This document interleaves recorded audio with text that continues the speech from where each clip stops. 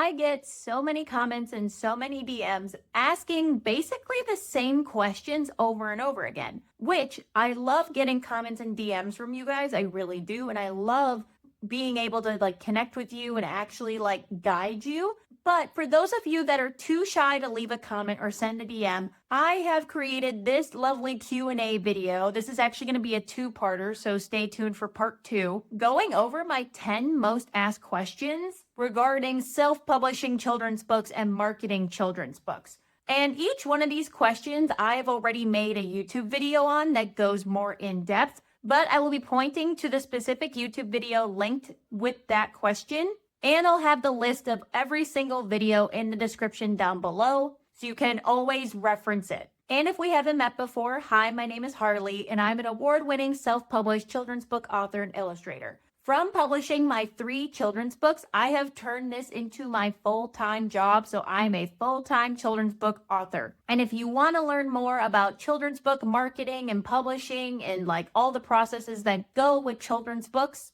go ahead and click subscribe because that is all I talk about on this YouTube channel. So question number 1 is, how much does it cost to self-publish a children's book? Now that answer is going to vary a lot. It really depends on what you want to do with your children's book author brand. So are you just trying to publish your children's book to be able to print it out and hand it out as Christmas gifts and, you know, just have like a nice little keepsake? Or are you trying to grow it into a long-standing brand and company? Like, what are you trying to do? And that's going to directly impact how much your children's book is going to cost you. Because if you want high-quality illustrations, that is going to be best for those who want a bigger brand and make more series and be more of a notable presence in the children's book author community. So the illustrations are going to cost you way more. But if you're just trying to get a story written and published and you just kind of want to give it to your daughter or your son or your grandkids or like anybody, then you could probably just go on Fiverr and find like a really cheap illustrator, or you would probably use like AI to create illustrations if that is your motive. So on the low end, it could cost you about like $150 to like $500. And on the high end, it could cost you about like $2,000 to $5,000. Like it really just depends on the illustrator that you get and what you're trying to do with your children's book brand. As well as like if you're going to buy ISBNs, if you're going to invest in a professional editor and proofreader, if you're going to do offset printing, if you're going to invest in like advertising for marketing, which I never suggest you should do, but you have your own free will. You can make whatever choice that you want with your children's book. And as for me, because I'm an illustrator, I really didn't have to pay that much. So lucky for me, I just paid in my time, which I will do that anyways. This is definitely my hobby. But if you want to see my full itemized breakdown on how much I spent to self-publish my children's book, I'm going to link that video right here as well as in the description below. And really, the ultimate cost is just going to be dependent on what you want to do with your book in the long run. So you can make it as cheap as possible, like you could make it basically free, or you can invest your money into your long-term growth. All right, and the second question is, where do I get my board books printed? So I found my manufacturer off of Alibaba.com. I really like the quality of the board book that I got. Here, let me show you.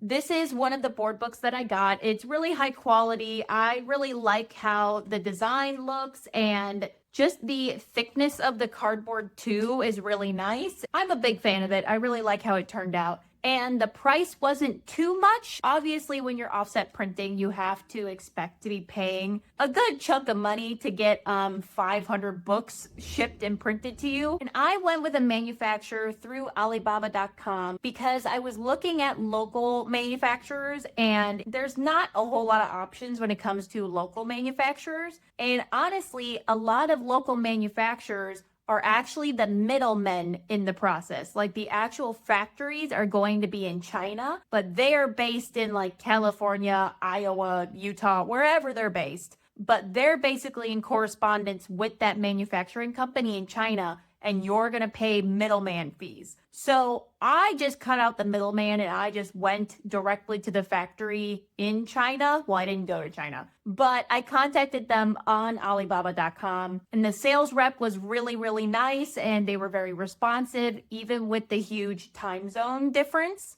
And another question piggybacking off of like board books, like if you're thinking about getting a board book printed, like if your book would be suited as a board book, the age group for my books is 3 to 5 years old. And I chose to do board books because the way that my pages are laid out, they just work better as a board book than they do a hardcover book. Like there's just a lot of white space, and I did that on purpose so that way the high contrast is really easy to read for young readers for like word recognition, and even if like they're dyslexic, it's going to be a little bit easier for them to read.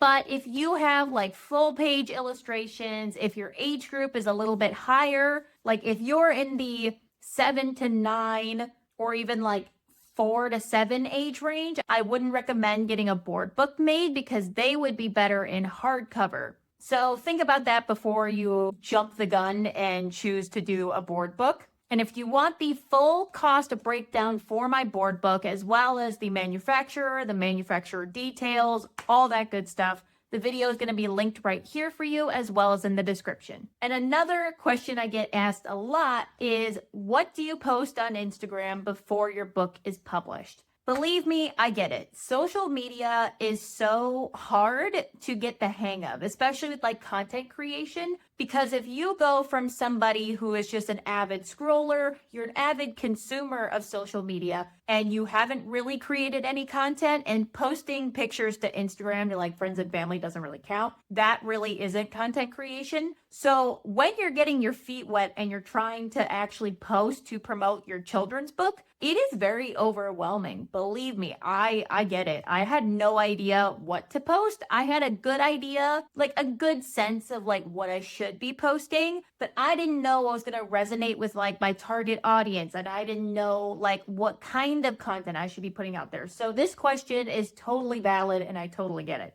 So the first thing that you need to do is you need to think about like how often you're able to post. Like if you have a full-time job, you're probably not going to be able to post as often as somebody who does this full-time. Like me, for example, I am a full-time children's book author, so this is my full-time job.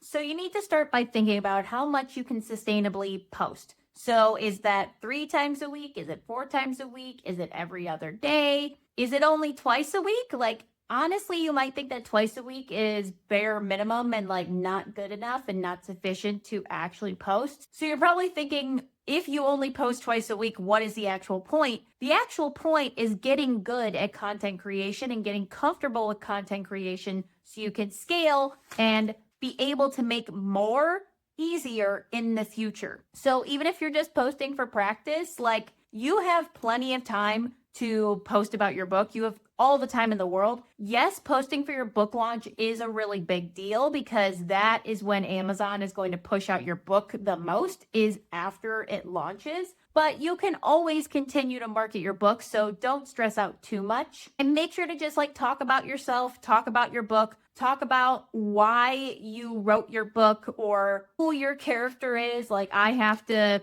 explain who my character is a lot because yes, he is kind of weird. I have to explain what he is all the time. So just talk about yourself, talk about your author journey, talk about the behind the scenes process, like talk about anything and everything. And if you want the full breakdown of what you should actually post with some post ideas, go to this video linked right here. I will also have it in the description for you. And this 4th question is, how do you sell more books without ads? So if you have watched all my videos before, you know that I am not a proponent of selling books with ads because that is actually not going to build your brand. Like that is just going to fluff up your brand. So it's going to make it look like you have a brand, but you actually have no solid footing on your own. You're completely reliant on some other advertising platform to sell your books. So how I do it is I actually have a signature system that I developed over the past 3.5 years of me self-publishing children's books. And I actually use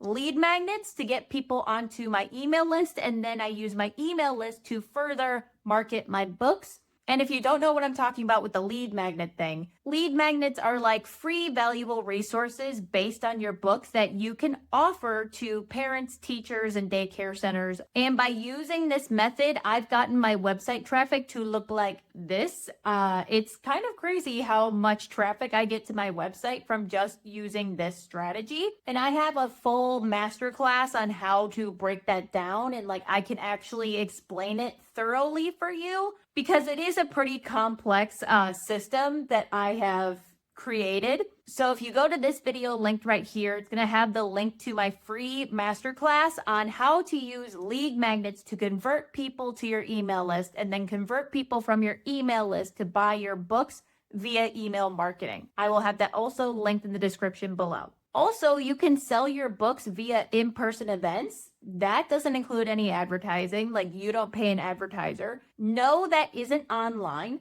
So that first tactic that I talked about is for online sales. And the second tactic is more like in person and you going out into the community and you actively selling your books. So you can do this by doing book signings at like local stores. You can go and vend at a farmer's market, which I do a lot. You can vend at craft shows, at festivals, or any kind of like pop-up event. And you can set up a table, you can have a booth, you sell your books there, and you connect directly with your target audience and you get to talk to them and they get to hear about your story and you make instant sales that day. And that's actually how I make most of my book sales, is from in-person events. I do get online sales, but in-person events, it's just I figured out like what I need to do in person to like sell a lot of books. So that is my primary source of book sales. And if you want to learn how to set up for in-person events and like how to start, you can go to this video linked right here. I will also have it linked in the description below. And then the fifth question, and this one I do get asked a lot because I do talk about it a lot. Can you really become a full-time children's book author? As somebody who is doing it right now, I will say, yes, you can. But here's the caveat with becoming a full-time children's book author. You have to think outside the box. You have to be really creative as to how you're going to make money for yourself as a children's book author. And no, you don't need to keep it to just book sales, because when you think about it, when you sell a book, you sell it for $12.99, but you paid money up front to have this book created and printed. So for me, this cost was like $2.80. So it cost me $2.80 to even have the book on hand. And then I sell it for $12.99. So then after that, I have $9 or $8 and change. Mental math is hard. But then you need to think about like what kind of costs that you needed to put in order to sell it. So if you did an in-person event, that probably cost you like $100 a day just to even go and sell it. So then when you sell these books at, $8 and change to $9 and change in profit, you're taking out the cost of the event or the cost to sell the books, or even like cost of advertising if you're going to invest in advertising. And then after that is what you get to take home. But then you also need to think about, okay, if I want to keep doing this, I need to have money left over to reprint my books. Like I need to buy more books after I sell all of them. So then it's just this whole like vicious cycle of constantly having to buy more books and print more books and sell more books. And like, yes, you can make an income from just selling children's books, but it really helps to diversify your income streams and also thinking about like what kind of services you can provide as an author. Like what have you learned as a children's book author and like through self-publishing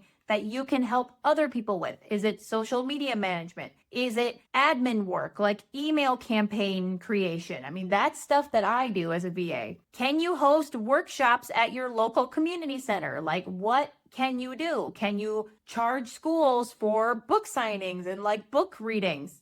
Think about all the different ways that you can make money and don't just limit yourself to book sales. And that is going to be the key to becoming a full-time children's book author, at least faster. That is the fastest way you're going to become a full-time children's book author. And if you want the full breakdown video of how you can do this for yourself, go to this video linked right here. I will also have that one linked in the description down below. So that was part 1 of the 5 most asked questions that I get. And like I said in the beginning of the video, I'm going to have every single video that I referenced linked in the description down below, so you can go back and reference it and you can watch those and you can take notes from those. And if you want any like free resources, like an Instagram content planner, a free children's book marketing guide, that one's a good one. Highly recommend that one. Or a free book launch team checklist with email templates, those are going to be in the description as well. And if you have any more questions for me, please leave them in the comments down below. I try to get back to as many as I possibly can, and I would love to know what your questions are regarding children's book self-publishing and marketing. And if you made it this far and you're still watching, thank you so much for watching, and I really hope you liked the video. And if you did like the video, if you could just go ahead and physically tap that like button down below, it helps to show me that you actually really like this content and I can keep making more of it for you. And if the video is up, if you're watching this video as soon as I publish it, part 2 is not going to be ready yet, but watch this next video because YouTube picked that for you. And if part 2 is up, part 2 is going to show up right here. So click that to watch part 2. And don't forget to subscribe to watch more children's book marketing and publishing videos.